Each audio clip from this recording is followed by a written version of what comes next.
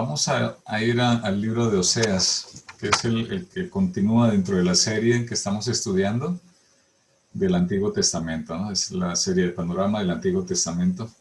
Realmente la serie, como se habrán podido dar cuenta en el link que muy amablemente nuestro hermano Daniel Muñoz compartió, donde están toda la serie completa, lo que se ha llevado hasta ahora, no se ha seguido un orden tal como está en la Biblia nuestra, ¿no? En la Reina Valera o en la traducción que usemos. Porque se está abordando básicamente con un orden un poco diferente para poderlo, digamos, recoger de mejor manera las enseñanzas. Y por eso vimos Isaías, que fue la última clase que tuvimos, que el hermano Samuel Barceló lo compartió. Y luego ahora pasamos a Oseas. Entonces queda de por medio algunos de los profetas mayores y algunos otros libros históricos.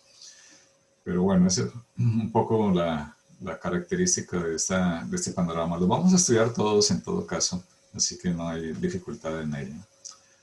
Oseas, de hecho ya Oseas lo estuvimos revisando alguna vez hace unos meses, ¿verdad? Estuvimos haciendo un recorrido más o menos rápido sobre algunos aspectos del libro de Oseas.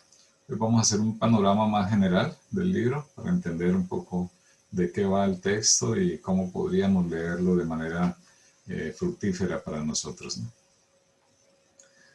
Aquí les enseño un poco el orden histórico redentor, que es el orden que estamos siguiendo en esta serie, ¿no?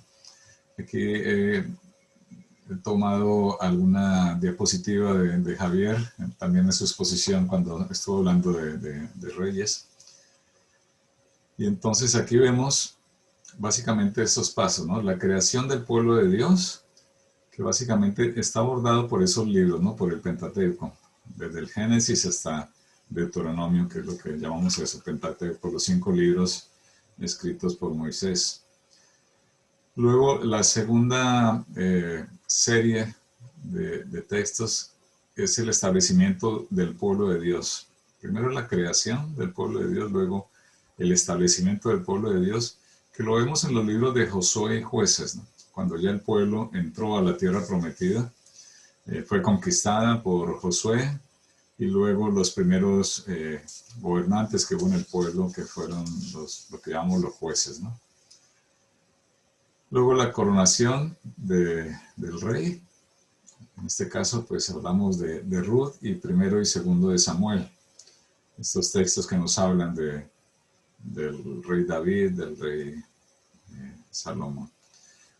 Luego hay un paréntesis dentro de la historia, por eso he puesto ese cajoncito así un poco más abajo, porque quería resaltar que se trata de un paréntesis dentro de ese orden histórico, porque no son libros históricos propiamente, ¿no? Son los libros sapienciales, esos 5 libros también, Job, Salmos, Proverbios, Eclesiastés y Cantares, que también ya lo estudiamos en sus días, ¿no? La sabiduría y alabanza del rey. Luego aparece una quinta casilla que la titulamos La desobediencia del rey y del pueblo de Dios. Entonces aquí aparecen primero y segundo de Reyes, Isaías y luego básicamente la mayoría de los profetas menores, ¿no? Oseas, Joel, Amós, Abdías, todos estos profetas que vamos a estar también estudiando. Luego hablamos de la desestructuración del pueblo de Dios cuando el reino del norte es llevado por los asirios y básicamente, digamos, diluido el pueblo que quedó luego en Samaria, ¿no? Y también el reino del sur, cuando Judá fue llevado en cautiverio por los caldeos, por Nabucodonosor. Entonces allí aparecen esos profetas mayores, ¿no? Jeremías, Lamentaciones, Ezequiel y Daniel. Está hablando justamente en esa época en donde ocurre la deportación y, bueno, esa tragedia, ¿no? Para el pueblo de Dios. Y al final está la recreación del pueblo de Dios. Entonces está allí primera y segunda de Crónicas, Esdras, Nehemías, Esther y los 3 profetas menores que faltaban, ¿no? Ageo, Zacarías y Malaquías. Ahí están entonces todos los 39 libros del Antiguo Testamento, básicamente siguiendo ese orden histórico redentor. Entonces, nosotros nos ubicamos justamente después de estos dos que estoy marcando allí con los chulitos estos, primero y segunda de Reyes e Isaías, fueron los dos últimos episodios, digamos así, de las enseñanzas que vimos en la escuela bíblica. Y ahora nos vamos a centrar en Oseas. Vamos a tratar hoy este libro. Es interesante notar, hermanos, que el libro de Oseas cobra mucho mejor sentido para nosotros después de estudiar Primero y Segunda de Reyes. Por eso los invitaría a que si tienen tiempo esta semana puedan ver al menos los vídeos de Primero y Segundo de Reyes, porque ahí es donde está la historia de todos estos reyes, una historia de muchos años a la cual se refiere casi al final de esa historia el libro de Oseas, el profeta Oseas. Bien. Vamos entonces con una introducción sobre este libro. Este libro llama la atención porque, bueno, hay varios aspectos muy interesantes en el libro. Voy a marcar algunos, ¿no? En primer lugar, quisiera hacer estas preguntas. ¿Tiene la historia un significado? Así en términos generales, ¿no? ¿Tiene la historia de tu vida, por ejemplo, tiene un significado? No solamente referidos a la historia del pueblo de Israel, sino a la historia en general y a tu propia historia en particular, por ejemplo. ¿Qué significado tiene la historia, ¿no? Para nosotros? Y una segunda pregunta es, si es así, si la historia tiene un significado, ¿qué lecciones aprendemos de la historia? Son buenas preguntas, ¿verdad? Sí. El Señor nos ha dejado su palabra justamente para que conozcamos la historia de su pueblo, para que conozcamos la historia de la redención, porque tienen un significado trascendental para nuestra vida. Así como la obra que el Señor ha estado efectuando en nuestra vida, aún antes de conocerlo a Él nos estaba cuidando, nos estaba guardando, por lo tanto, nuestra propia historia tiene un sentido que Dios quiere que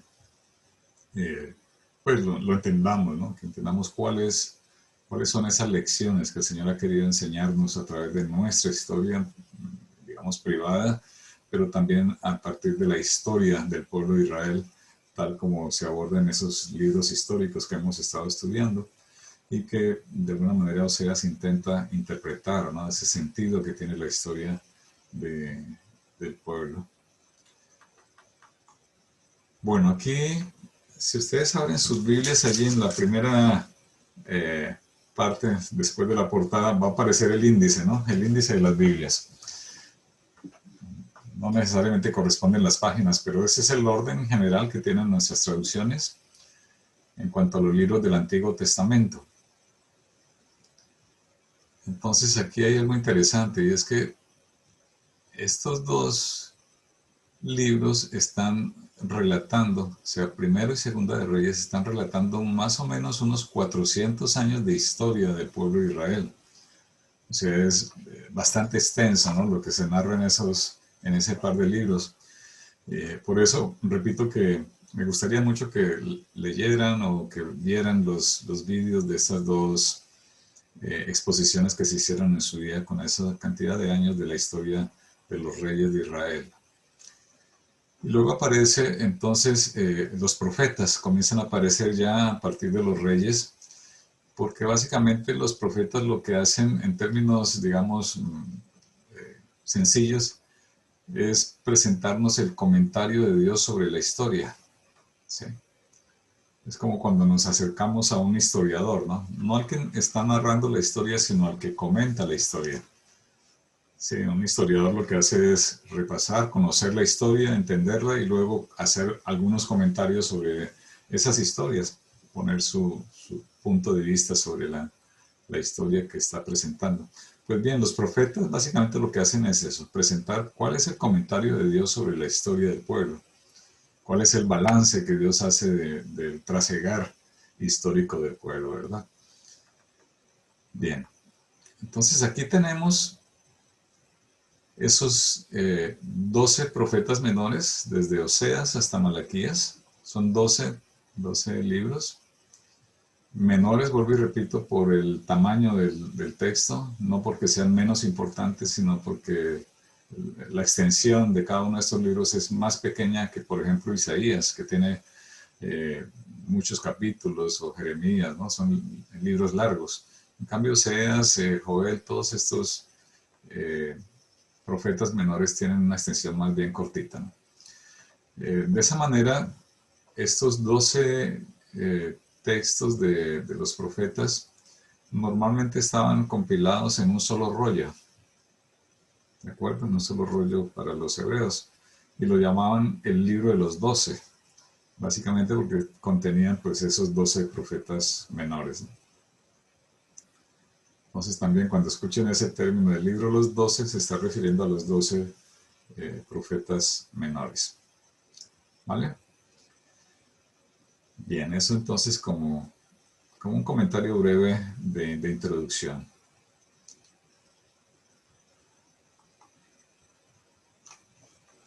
Básicamente todos los profetas menores están hablando del pecado del pueblo, del juicio de Dios como consecuencia del pecado de ese pueblo, pero por otro lado también está hablando de la misericordia que Dios muestra hacia un pueblo rebelde y la esperanza que transmite la misericordia de Dios en esos textos.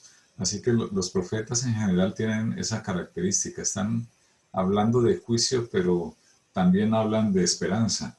Entonces no perdamos nunca de vista eso, ¿no? Porque tal como explicaba el pastor el domingo, a veces pensamos en algunos textos que son más difíciles de entender, de llevar, porque pensamos que solamente hablan de un tema, ¿no? Pero realmente los profetas menores están hablando justamente de los dos elementos en los cuales Dios está manifestándose en nuestra vida, ¿no? Por un lado nos está revelando nuestra condición de pecado, que llevaría como consecuencia un juicio en el cual saldríamos culpables y mereceríamos el castigo, pero por otro lado está mostrando gran misericordia por sus escogidos y nos habla de una gran esperanza que tenemos en base pues a su misericordia y a su gracia mostrada para con un pueblo que no merecía o que no merecíamos nada de su parte. Entonces, siempre vamos a ver eso como una constante en los libros proféticos, ¿no? El pecado, el juicio, la misericordia y la esperanza que tenemos en él. Bien. Aquí quisiera presentar esa es una tablita que encontré por ahí por internet, donde está básicamente el orden en que se presentan los profetas con respecto al momento histórico que vivieron Judá, o sea, el reino del sur, e Israel, que lo llamamos el reino del norte.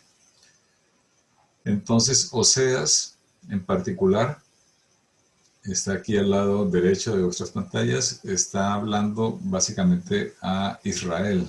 No está hablando a Judá, sino a Israel. Y su ministerio, digamos, tiene aproximadamente, tampoco esto es definitivo porque no tenemos las fechas exactas, pero podríamos fijarlo más o menos en aquella época, del año 755 al año 725 antes de Cristo, o sea, más o menos unos 30 años de ministerio, ¿no? de Oseas como profeta. De alguna manera hay un traslape con Amós, por ejemplo, unos pocos años, y luego también es contemporáneo con Isaías y con Miqueas. Solamente que aquellos dos, Isaías y Miqueas, hablan a Judá, no hablan a Israel sino a Judá. Entonces son dos ministerios, digamos, diferentes en cuanto a la población objetivo, ¿no? Otro aspecto importante, bueno, aquí en Oseas 1:1, si ustedes abren sus Biblias, me gustaría que la abrieran allí mismo en el libro de Oseas, aparece ese versículo introductorio donde dice: palabra de Jehová Jehová dirigió a Oseas, hijo de Beeri, en días de Usías, Pues aquí vemos en la pantalla a Usías. Usías está aquí en el lado izquierdo vuestro. A ver si puedo anotarlo. Aquí vemos a Usías.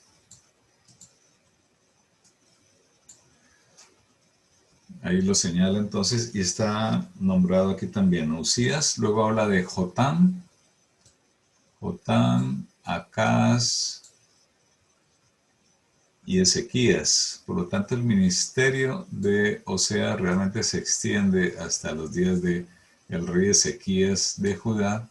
Y luego menciona en los días de Jeroboam, que aparece aquí, Jeroboam II, ¿no? En el lado de los reyes de Israel. No obstante, pues, cuando no lo menciona ahí el versículo 1, también fue contemporáneo con otros reyes de Israel, Zacarías, Salum, Manahem, Pecaía y Oseas. Este Oseas que aparece aquí al final no es el profeta Oseas, sino el rey Oseas, que es otro personaje, ¿no? Son dos personas diferentes, aun cuando tienen el mismo nombre. Entonces, tengamos en cuenta eso. Si acaso algún día leen o aparece en el texto que estén leyendo el rey Oseas allí al final de la época de Israel, pues es un rey que no es el profeta. Bien.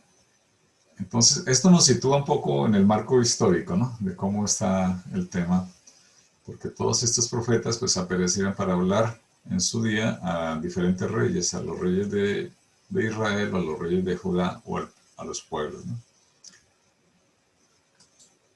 Bien.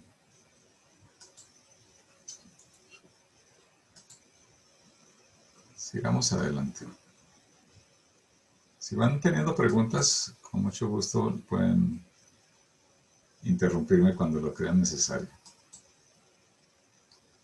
Ok, aquí están los reyes que pertenecían o que estaban en esa época, según lo narra el versículo 1, y aquí están los reyes de Israel.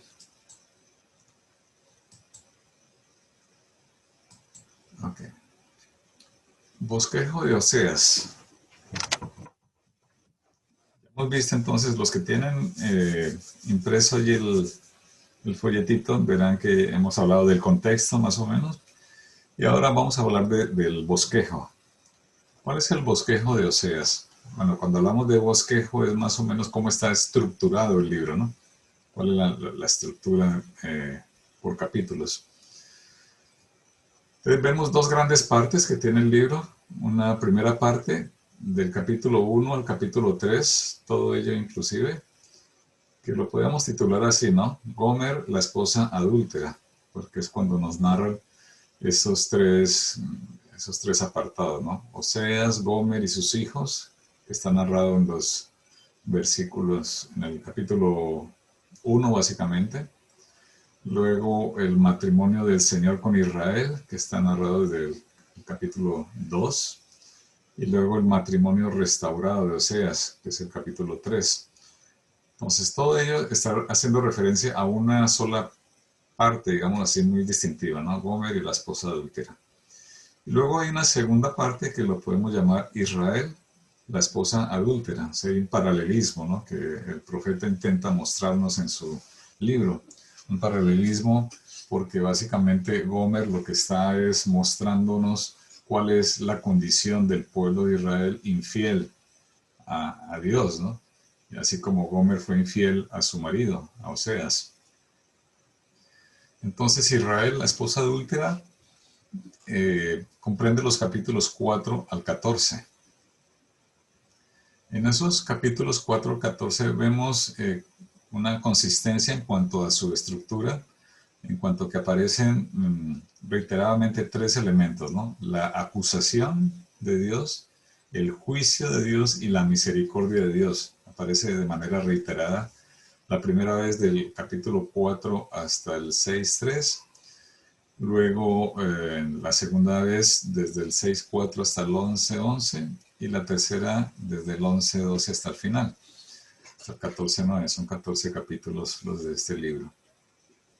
Entonces aquí está hablando, vuelvo y repito, la primera parte es una especie de ilustración, de metáfora, que está utilizando el Señor, porque es el que le ordena a Oseas ir casarse con una mujer que luego le sería infiel, ¿no? Con Gomer. Pero esa ilustración está mostrando la condición del pueblo de Israel. Es una demanda bastante, digamos, difícil de entender, ¿verdad? El hecho de que Dios le ordene a Oseas casarse con Gomer, aún sabiendo que sería una esposa adúltera, incluso más que adúltera, sería una prostituta, tal como lo dice posteriormente el mismo texto, pues suena fuerte. Realmente los libros proféticos tienen esa característica, tienen demandas que nos resultan difíciles de entender y también juicios muy severos, ¿no? Y quizás por eso a algunas personas les disgusta leer los profetas, leer estos libros del Antiguo Testamento. Pero yo creo que vale la pena porque nos deja ver la severidad del juicio de Dios, de la grandeza de su santidad, lo terrible del pecado, y al mismo tiempo nos deja entrever la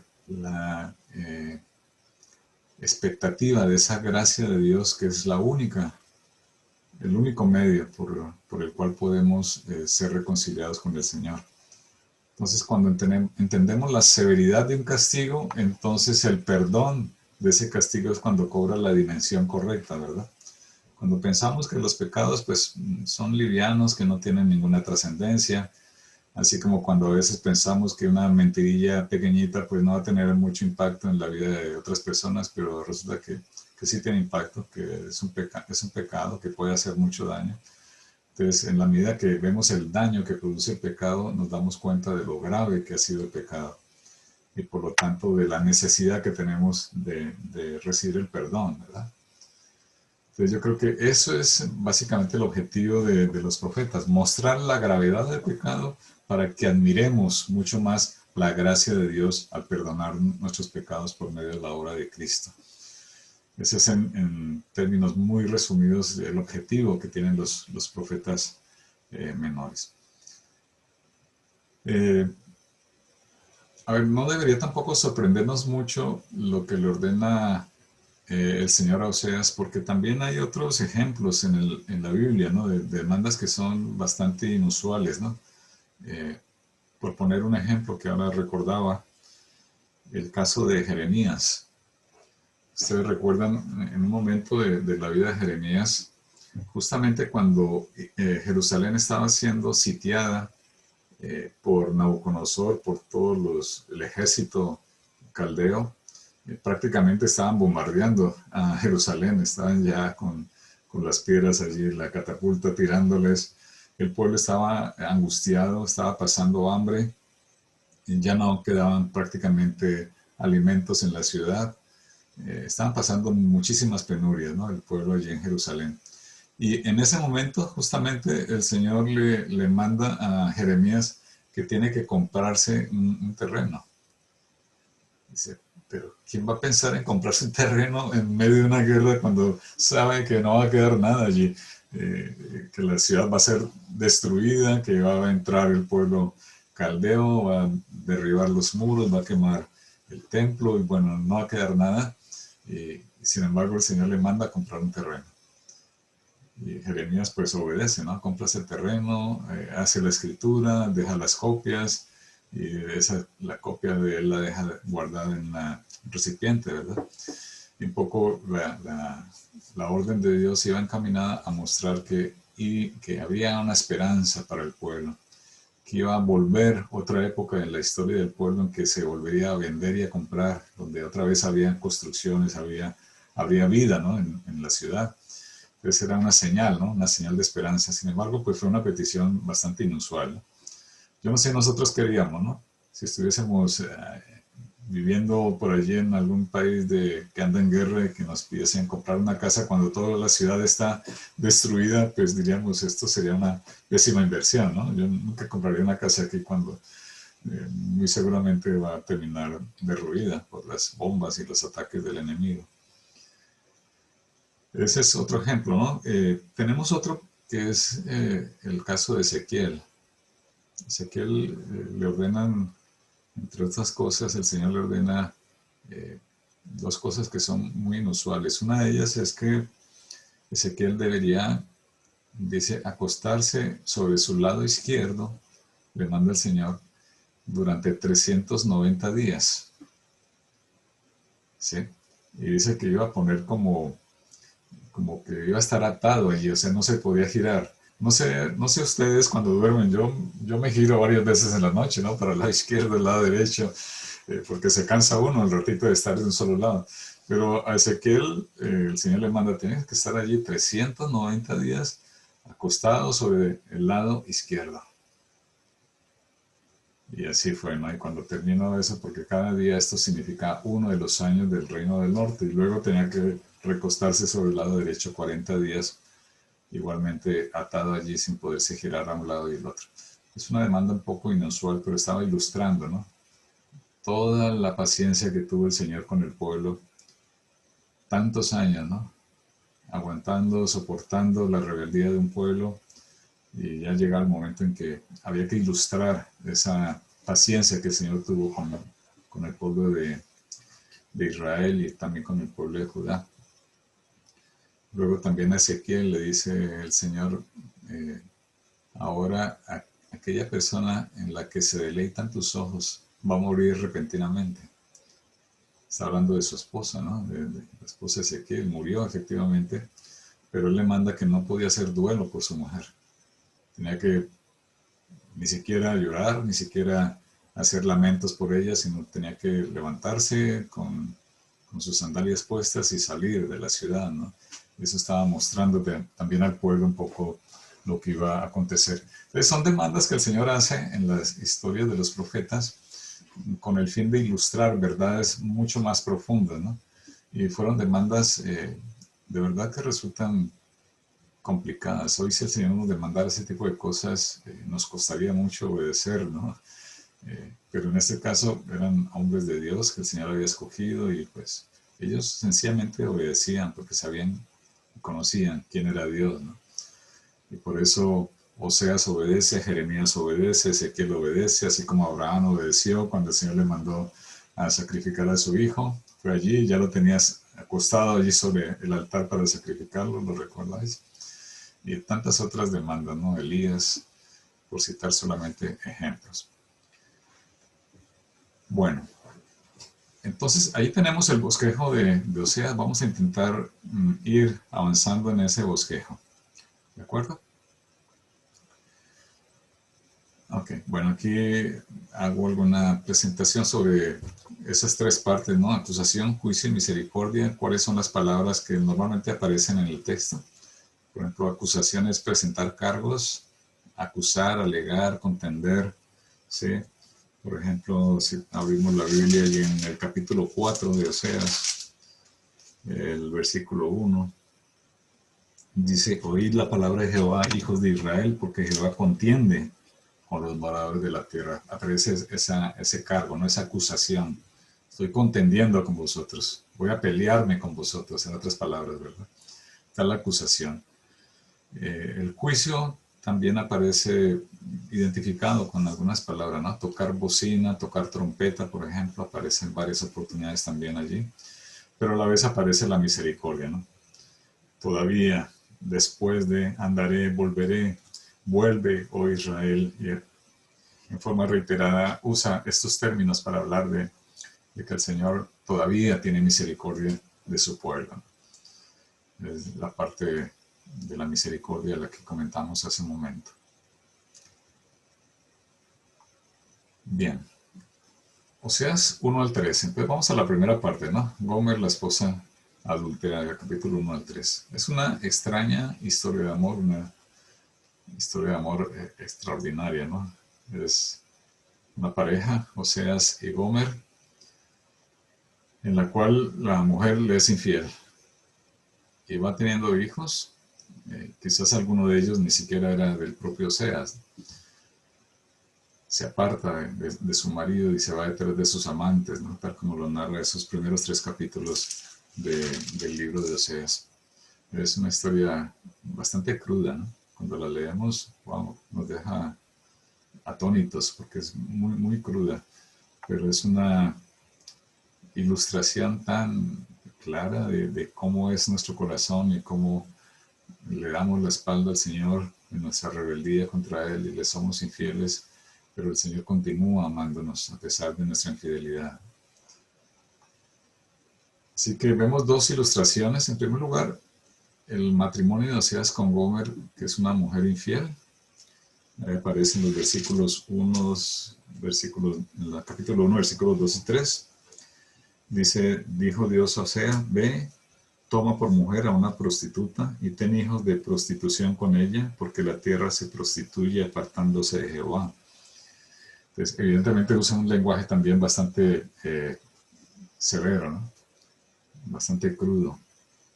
Yo creo que la situación la meritaba, ¿no? Porque el Señor ya estaba harto de la infidelidad de este pueblo y tenía que utilizar un lenguaje que impactara, ¿no?, el corazón de aquellos. Así que por eso utiliza ese tipo de lenguaje.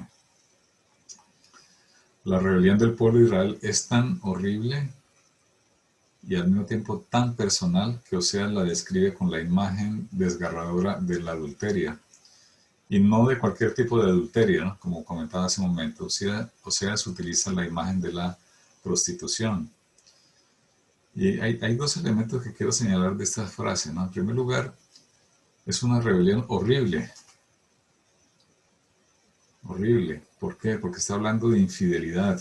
Incluso el mundo que desconoce a Dios, cuando, por poner un caso, cuando tú hablas con alguna amiga, con algún amigo mundano que no tiene ningún temor de Dios, pero se ha enterado o está sufriendo la infidelidad de su cónyuge, es algo horrible para él, ¿no?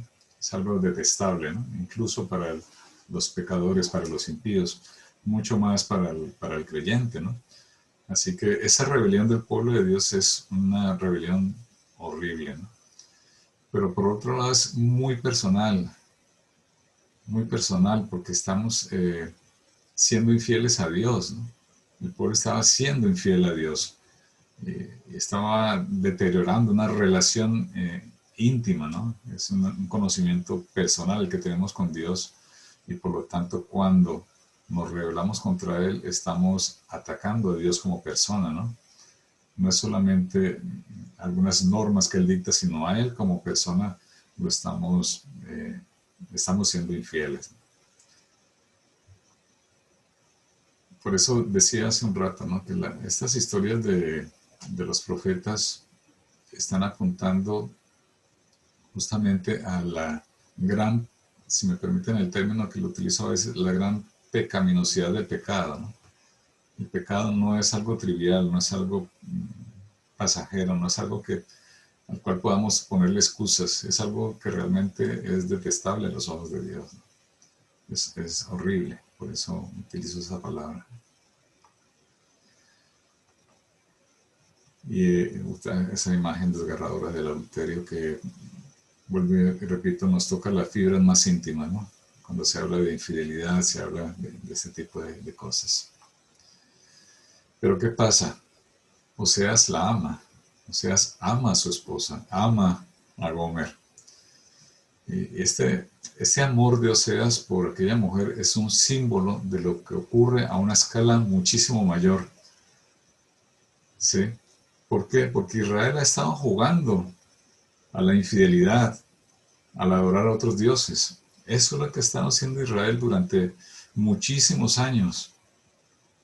Durante muchísimos años, siendo infiel al Señor. Así que ese símbolo de esa ilustración del amor de Oseas por Gomer está mostrándonos el juego, por llamarlo de alguna manera, el juego de Israel en contra de Dios, ¿no? Al adorar a otros dioses, al ir detrás de los dioses ajenos, ¿no?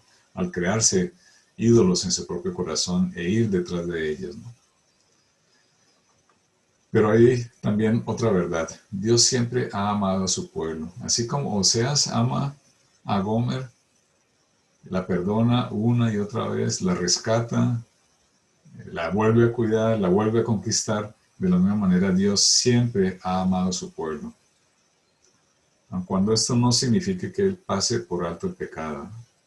tal como dice allí el versículo 13 del capítulo 2, dice, la castigaré por los días en que quemaba incienso a los Baales, cuando se adornaba con sortijas y collares y se iba tras sus amantes olvidándose de mí, dice Jehová. Entonces sí, el amor de Dios no significa que Él pase por alto el pecado, ¿no? Su santidad, su justicia le impide pasar por alto el pecado. Y por eso esa severa sentencia, ¿no?, contra su pueblo. No puede pasar por alto el pecado del Señor. Bueno, esto nos lleva a una conclusión importante, hermanos.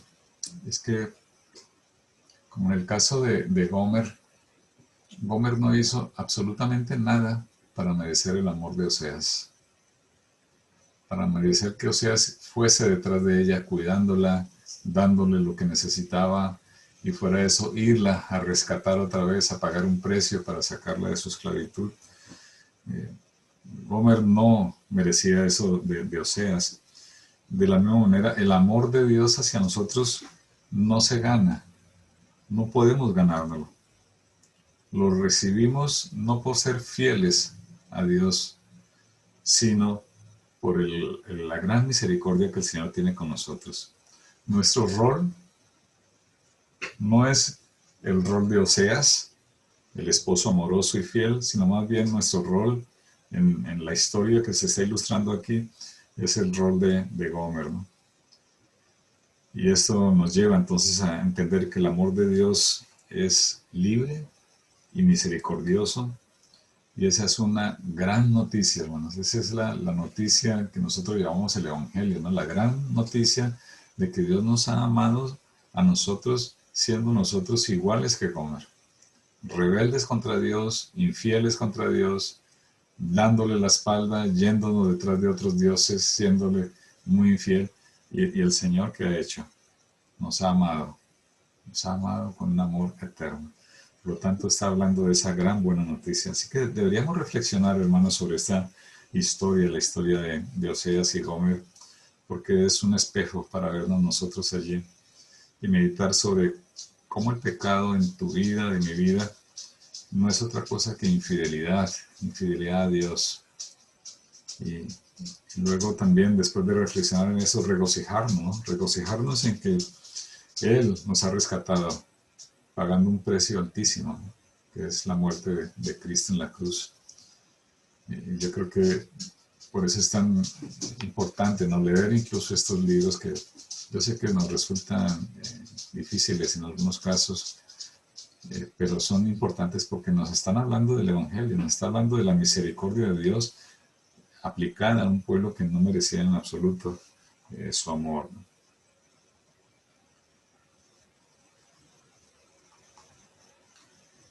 Bueno, ¿este castigo durará para siempre?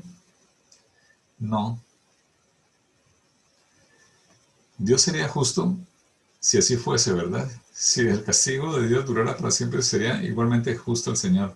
Pero el increíble mensaje de Oseas es que Dios mostrará misericordia a su pueblo. Yo creo que este es el mensaje que está esparcido a lo largo del libro en varios puntos claves, como el pasaje que estoy enseñando ahí, los versículos 19 y 20.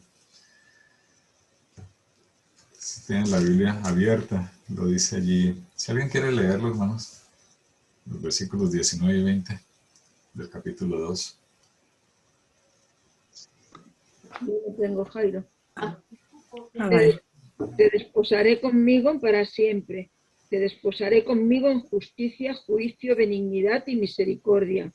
Y te desposaré conmigo en fidelidad y conocerás a Jehová. Wow. ¿No se emocionan, hermanos, de esas palabras del Señor? Son extraordinarias, ¿no? Son extraordinarias porque está mostrando el amor y la gran misericordia que el Señor ha tenido contigo y conmigo, ¿no? Que Él una vez más nos desposará con Él, mostrará su misericordia, ¿no? Se desposará con nosotros en fidelidad y conoceremos quién es Dios, ¿no? Ese Dios extraordinario, amoroso, justo también, santo, y poder tener parte en la familia del Señor es una muestra extraordinaria del amor de Dios por los pecadores, ¿no? Bien. Aparecen 3 hijos ya luego en el capítulo 2. Bueno, en el capítulo 1 ya aparecen los 3 hijos. Uno se llama Jezreel. Esto lo explicamos alguna vez. Jezreel es un valle en donde queda una ciudad. En ese valle que lleva ese nombre, ¿no? Es un sitio terrible. Algunos dicen que allí se libró la primera gran batalla del Oriente Medio, en ese valle de Jezreel. Y allí también fue donde murió la mujer aquella, ¿no? Jezabel, ustedes la recuerdan, la esposa de Acab. Esa mujer terrible, ¿no? Allí murió. Es una ciudad que queda en una llanura al sur de Galilea. Allí los reyes de Israel tenían una casa de campo, ¿no? Allí iban a pasar vacaciones en aquella ciudad. Allí Jehú dio muerte a Jezreel y a toda la familia de Acab. De alguna manera, el nombre mismo de ese primer hijo está hablando, ¿no? Del juicio de Dios, ¿no? Está hablando de la realidad, de la historia del pueblo de Israel. El segundo, o la segunda, una hija, se llama Lo-Ruama, y Lo-Ruama significaba no amada. No amada. Y el tercero, Lo-Ammi, que significaba no es mi pueblo. Vemos como una especie de progresión, ¿no? En los nombres de los 3 hijos también. ¿Sí? Primero hay un valle donde hay guerra, hay batalla, donde hay muerte, donde hay juicio de Dios. Luego habla no amada y luego no es mi pueblo, ¿no? Es como que va cada vez siendo más severa, ¿no?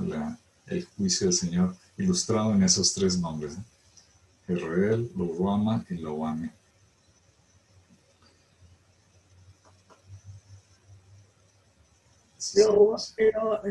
Lo Ruama, también hay Biblias que lo traducen como no me compadeceré, la no compadecida. Sí, no compadecida.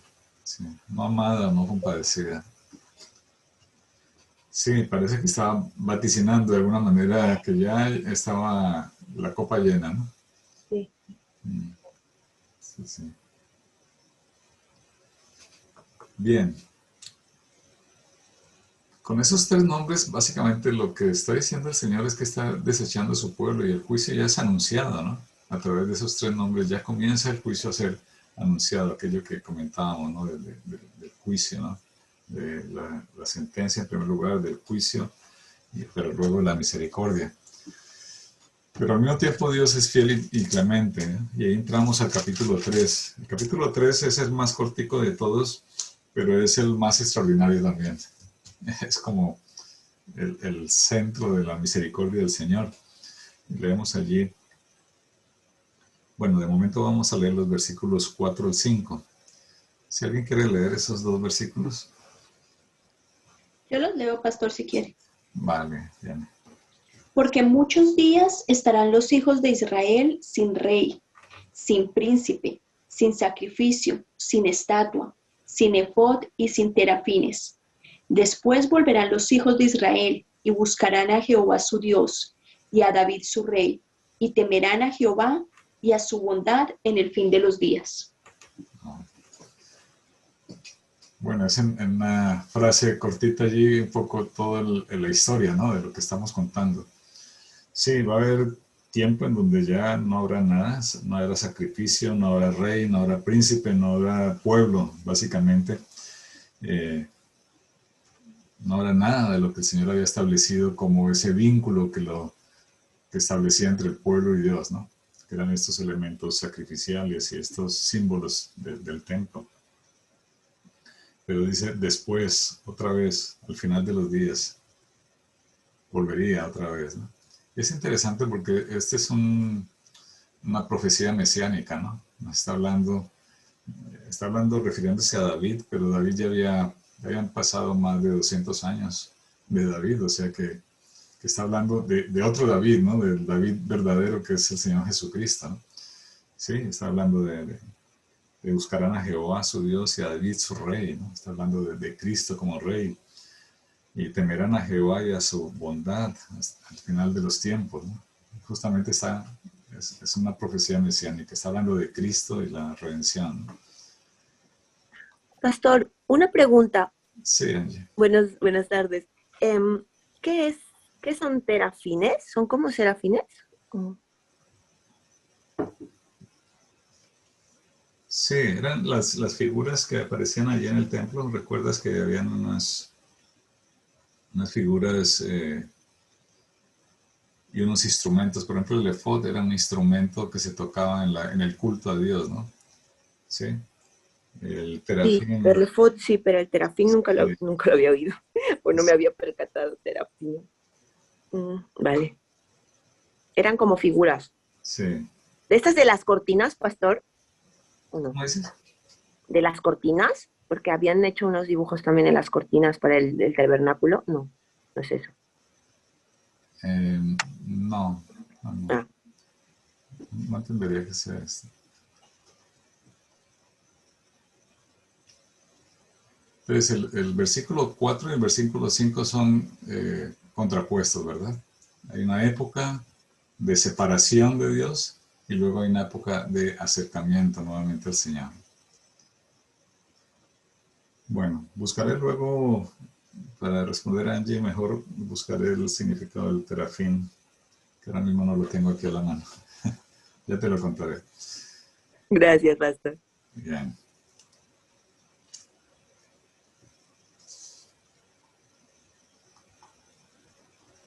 Aquí estoy subrayando esto que les comentaba, ¿no? Que se menciona a David su rey, hablando de Cristo, ¿no? Realmente no está hablando de David, el David histórico, el primer rey el primer rey verdadero de Israel, ¿no? El segundo, pero era el primero, que ya han pasado muchos años. Bueno, ¿y esta historia qué tiene que ver contigo? Es una buena pregunta, ¿verdad? Para establecer un poco el contraste, o para poder responder a esa pregunta mejor, pues he puesto esta tabla allí en la pantalla en donde hago un paralelismo entre los textos, algunos textos de Oseas y el texto de Romanos. Oseas 2:23 y Oseas 1:10. Lo voy a leer.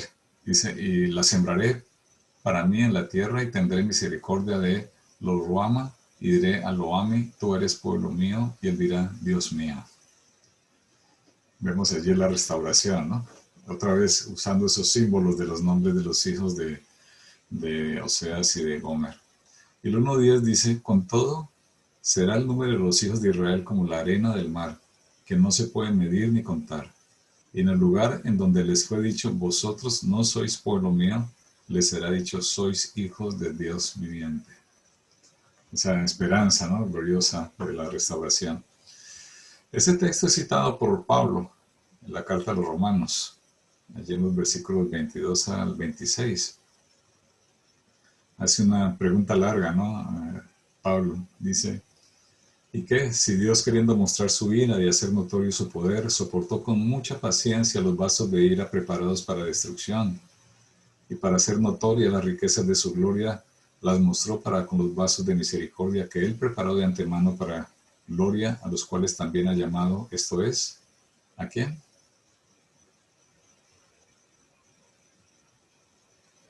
A nosotros, ¿verdad? Dice allí el texto, a ti y a mí, nos incluimos allí nosotros, ¿no? Esto es a nosotros, no solamente de los judíos, sino también de los gentiles.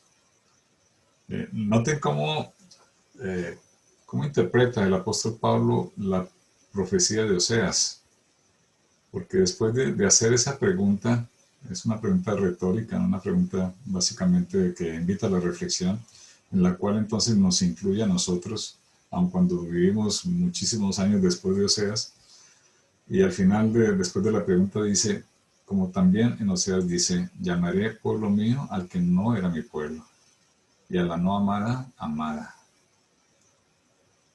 Y en el lugar donde se les dijo, vosotros no sois pueblo mío, allí serán llamados hijos del Dios viviente. Está citando textualmente Pablo a la profecía de Oseas, ¿verdad? Entonces vemos cómo cobra vigencia, ¿no? La profecía de Oseas en nuestro contexto, en nuestra condición ahora como pueblo de Dios, ¿no? Antes no éramos pueblo, pero ahora somos pueblo. Antes no éramos amados, ahora somos amados, ¿no? Ahora somos llamados hijos del Dios viviente, de lo que Pablo está afirmando allí en ese texto. Entonces vemos que la historia tiene que ver con nosotros, ¿verdad? No es una historia por allí lejana, concerniente solamente a un pueblo que vivió en aquella época. Tiene que ver con nosotros, tiene que ver con la historia de la redención, tiene que ver con Cristo, ¿no? El libro de Oseas apunta también al Señor. Bueno, entonces esa es la primera parte. La segunda parte, Israel, la esposa adúltera, versículos 4 al 14. Bueno, disculpen que el tiempo pasa volando, ¿eh? Es increíble. Hay una acusación, como ya señalamos, ¿sí? Una acusación, Oseas 4, 1 y 2 dice: oíd palabra de Jehová, hijos de Israel, porque Jehová contiende con los moradores de la tierra, porque no hay verdad, ni misericordia, ni conocimiento de Dios en la tierra. Perjurar, mentir, matar, hurtar y adulterar prevalecen, y homicidio tras homicidio se suceden. Es una acusación severa, ¿verdad? Una acusación fuerte contra el pueblo de Israel, que está básicamente exponiendo allí el Señor a partir del versículo 4, del capítulo 4, cuando comienza esta segunda parte, esa acusación que nos apunta a nosotros, ¿no? Sí, no hay verdad, no hay misericordia, no hay conocimiento de Dios en la tierra. Esto es como una descripción, una radiografía patética, ¿no? De lo que vemos en el mundo hoy día. Sí. Perjurar, mentir, matar, hurtar, adulterar, prevalecen. Y homicidio tras homicidio se suceden. Parece que estuviera hablando de la sociedad del siglo XXI, ¿no? A nuestra sociedad, a la que nos rodea hoy día. Ahí está la acusación del Señor.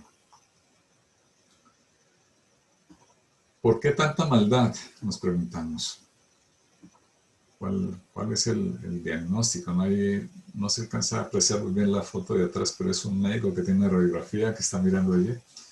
¿Sí? Si habláramos de un diagnóstico espiritual, si Dios está mirando una radiografía de nuestro corazón, ¿qué vería, no? En nuestro corazón.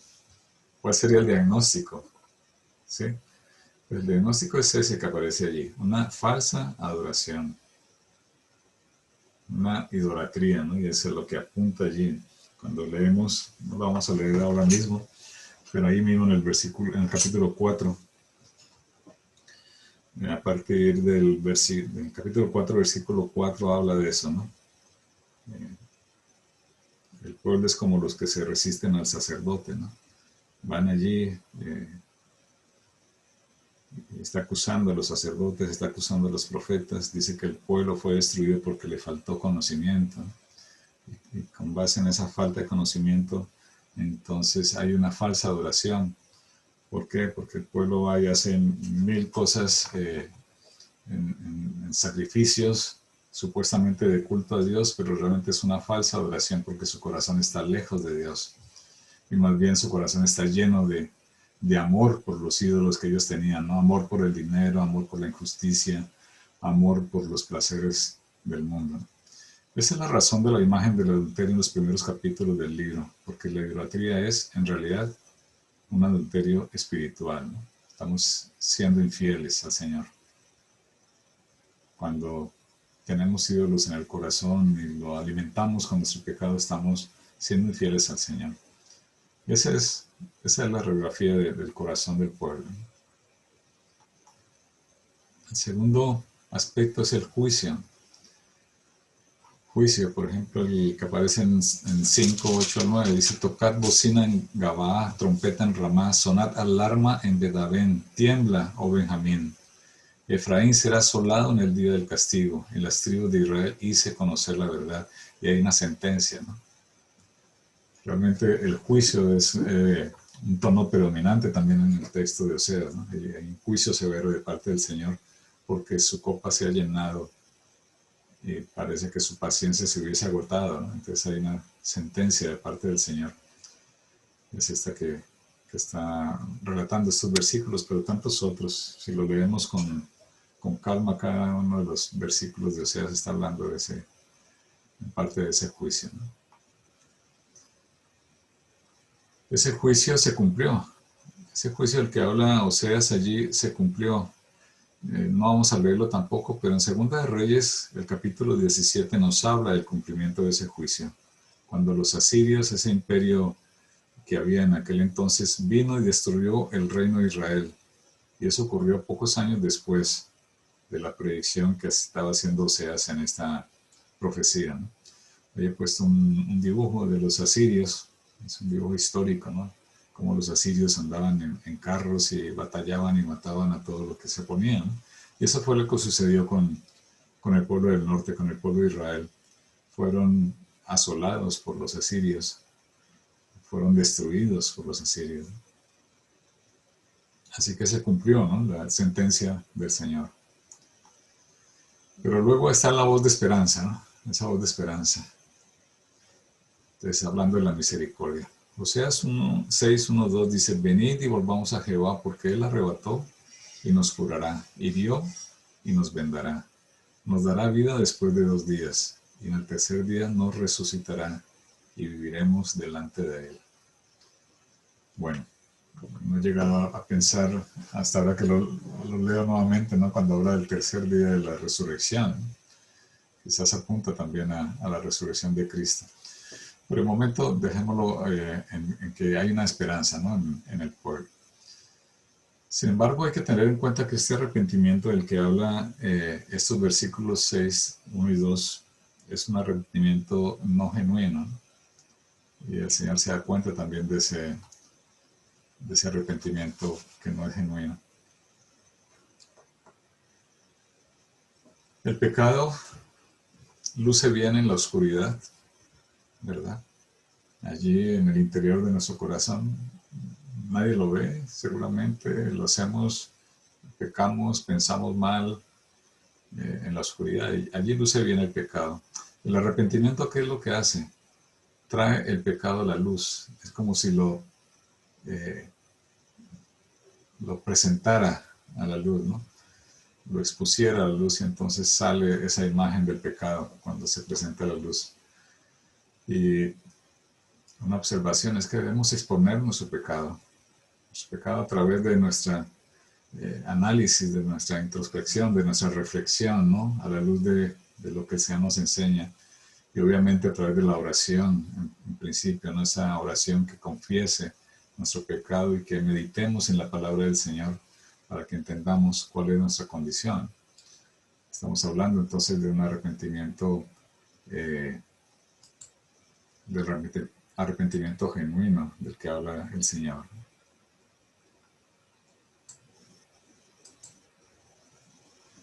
Bueno.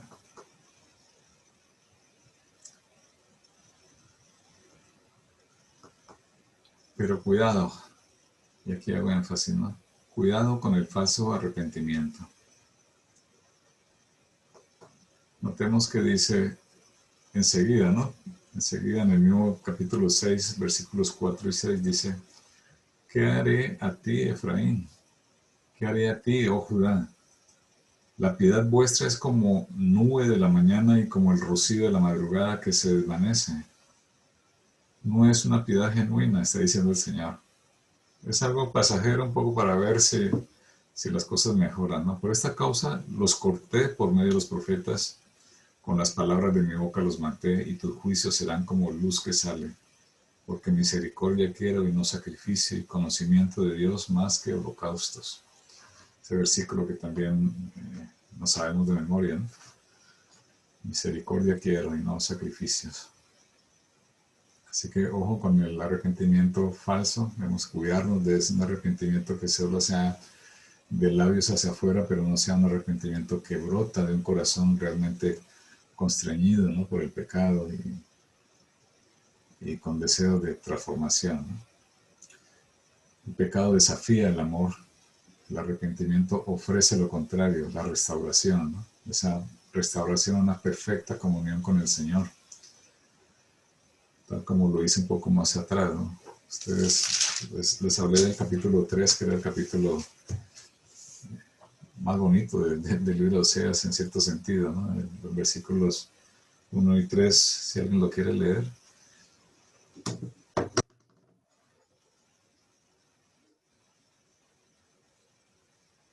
Yo puedo leer, pastor.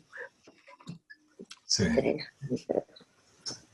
Me dijo otra vez Jehová, ve, ama a una mujer amada de su compañero, aunque adúltera, como el amor de Jehová para con los hijos de Israel, los cuales miran a dioses ajenos y aman tortas de pasas. La compré entonces para mí por 15 ciclos de plata y 1 omer y medio de cebada. Y le dije, tú serás mía durante muchos días, no fornicarás ni tomarás otro varón, lo mismo haré yo contigo. Bien. ¿Qué es lo que nos está narrando esos versículos? Nos está hablando de la redención de la esposa de Gomer. Oseas va y paga un precio, ¿no? Y incluso se nombra el precio allí.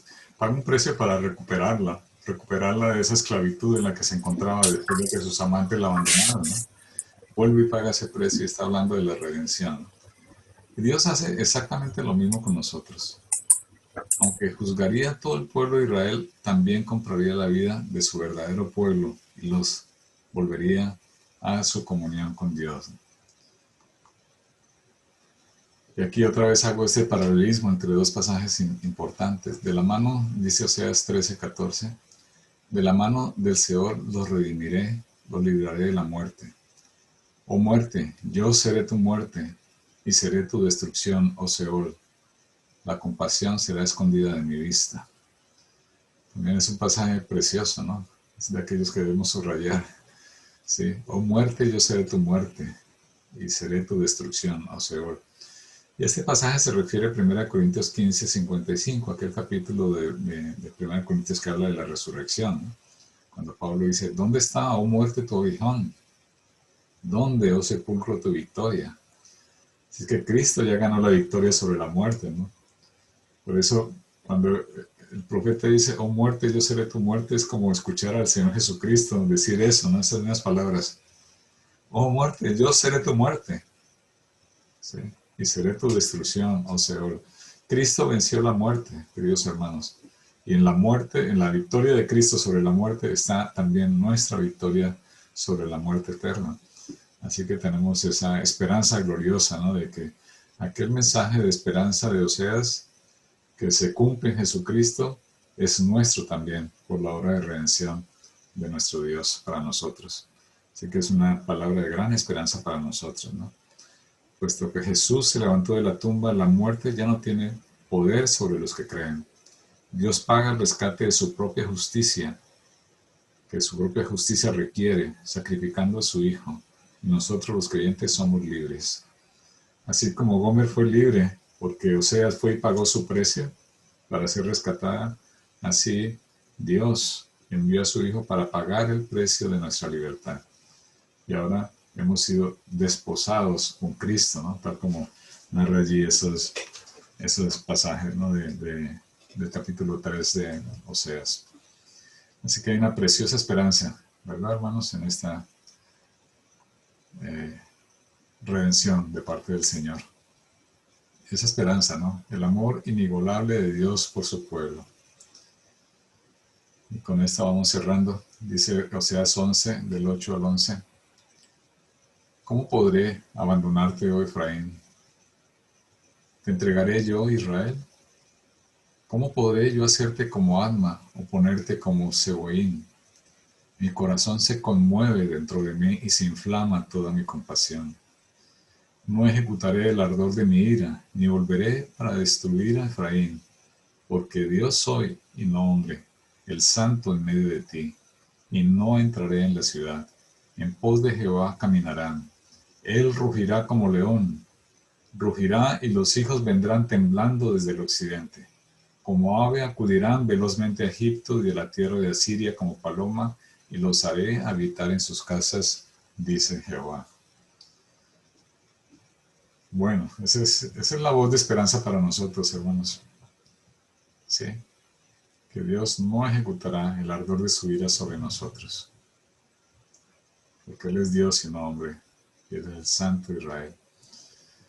Así que esas preguntas que el Señor se hace ahí al comienzo, ¿no?